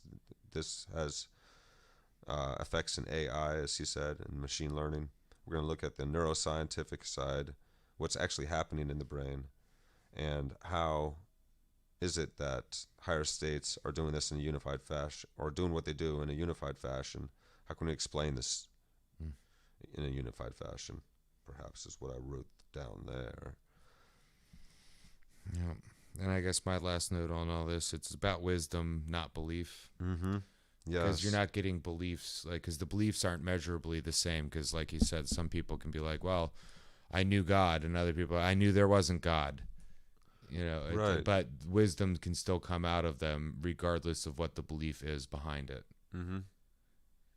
So this is a beyond belief system. Yeah, because they're not providing special knowledge so much as, or new evidence, but because we're not looking for better beliefs here. We're not just looking for knowledge here. We're looking for a how. Yeah, and improved learning how to see a better through way of life. making beliefs if we Yes. choose to make beliefs. You know, like how to learn. Like, because if you're going to How make a belief, like how to fit understand things together. Yeah. and why do you believe this, and then How maybe to manage breaking your between, beliefs. conflicting Uh-huh. beliefs. So yeah, we'll deepen our skills and sensitivities, radically transform the existential mode. Because it's not about getting more knowledge. It's about cultivating wisdom for transformation. That's very much what I took from that. There's one thing here on this other page I wanted to note. He was looking at studies of people that had mystical experiences during psychedelic trips, and recognizing that this experience is transrational. The insight that it provides, it's deeper than rational. And these people experience in all measures of life and their meaning, their relationships, their sense of belonging and fulfillment and peace for long periods of time. And we're going to get more into that in these forthcoming episodes. Jeez. Next episode, we go straight into higher states of consciousness. So we're going to go into a deep dive into this very subject. Can you take me higher, higher? High as you can go. I want to take you higher. Vervaeke going to take us there. That was a good one. That was a good one. I really appreciate that he's put so much time into this work and that he has this such broad expertise as he has. He's not just an intellect, but he himself seems to practice the wisdom technologies, psychotechnologies, in order to really live what he's realized through his studies. And that would be the best way to be able to explain it to all of us.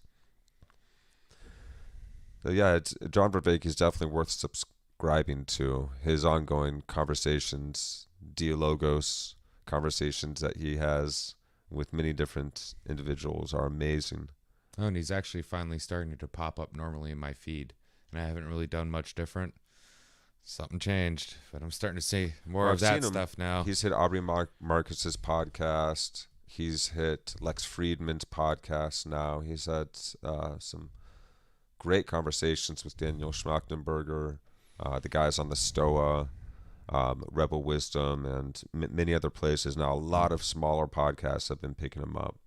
And I look forward to inviting Vervaeke on to this very podcast, perhaps when we finish the series here.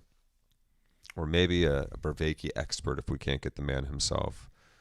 But we'll continue to follow what Vervaeke's up to here, because it does seem to get at the very root of the crises going on in the world today, the many existential compounding crises that are threatening our species' potential future survival, but at the very least our stability.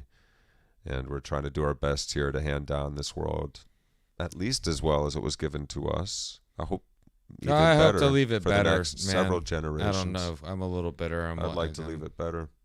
I'd like it better, because I think at least my generation, what we were left with was kind of like after everybody had the fun party and they just left everything a fucking wreck. Sorry. And we're still getting the tail end of that. That's for sure. That's just the bitter side of me. Like, that's just the bitter side of me. There's another side of that's optimistic and respects those who came before me and all that. But, life's real. And that Rumi quote that Schmachtenberger, gosh, this guy's name, Daniel Schmachtenberger, was saying in that one YouTube show that I shared with you,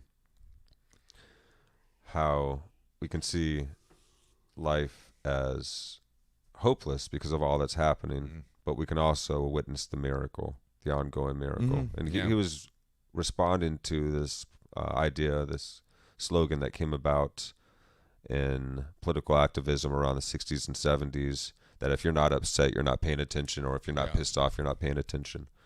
And he said, well, Rumi said, if you're not in awe, then you're not.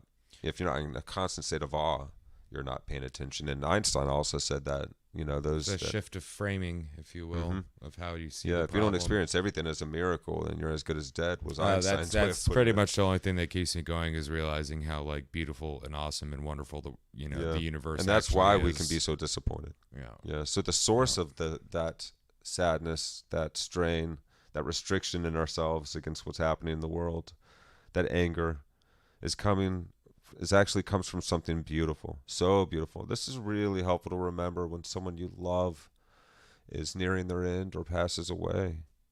The source of my sadness and loss is something so beautiful. It's so beautiful. And you can stay in that place of celebrating that beauty and honoring that beauty, and still just as, thoroughly, I guess, honor that loved one and honor life. There's a part of us that feels like we have to punish ourselves almost sometimes, but we don't have to.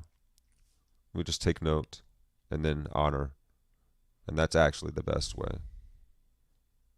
It's the most healing, comforting, empowering way, it seems. Yeah. No, it's better than the other alternative. Just being a sad sap or being nihilistic and not believing. No, and we got to forgive ourselves. Forgive yourselves. Forgive yourself. We're doing so much better than we give ourselves credit for. We are fallible beings. We are not perfect. We're not at the end of the story. We're not supposed to be perfect angels yet. These highly that would evolved, be boring if you were just, if transgalactic species that's the one thing. One flying around, spreading love and light or something. Like, we're just not angels yet. Well, we're the here in thing the that midst of makes the story. us so wonderful is the fact that we're not all that. We're not supposed to be. We're not the end goal. That would be boring. Right? No. Yeah, We're building up. We're building up to part it. of this. Yeah. Well, the best part of an Get to take part in RPG is building your guy and maxing him out. Once he's maxed out, it's just boring. Oh, yeah, it's the journey. It really is the journey. Yeah. And on that note, thank you guys for joining us on this learning journey with John Vervaeke and the Awakening from the Meaning Crisis series. This has been 10 episodes down now. And we're looking forward to you guys joining us on the next 40. It's going to get good. This ride's just going to get better and better and better. And if you find this interesting, definitely check out the previous episodes. And definitely check out John Vervaeke's channel himself. You can watch this whole series on there and take advantage of that speed up or slow down and rewind when you need to make Pause sure you're buttons. getting a Pause good full buttons pretty grasp good. of what he's breaking down here. Because if you've been following us even for a few of these episodes already, you may be seeing how useful some of these insights are and how useful they can be for humanity as a whole. And name of the game. So thank you guys for tuning in. Make sure to like and subscribe, and we'll talk to you soon. I've been DJ. Peace. I've been Chris. Love you guys.